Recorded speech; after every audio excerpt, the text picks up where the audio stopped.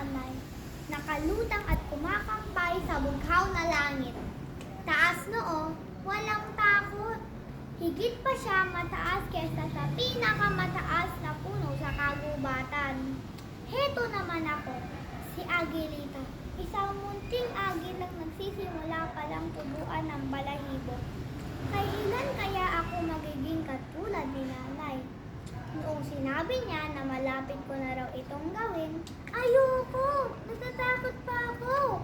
Mukhang hindi ko kakayanin lumipad. Isang araw ay dinala ako ni nanay sa napakataas na banig. Nalulula ako.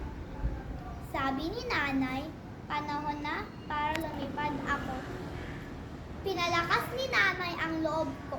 Patunayan ko raw isang akong agil ng ipinagmamalaki ng mundo. Pikit mata, tumalon ako. Ikinampay ko ang aking mumunting pakpak. Hindi ako natalo ng takot.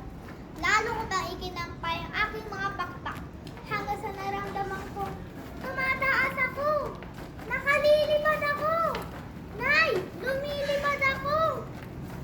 Lumilipad ako! Ang sarap palang lumipad! Hindi ako natalo ng takot. Kinaya ko! At si nanay ang pinakamasaya sa tagumpay ko.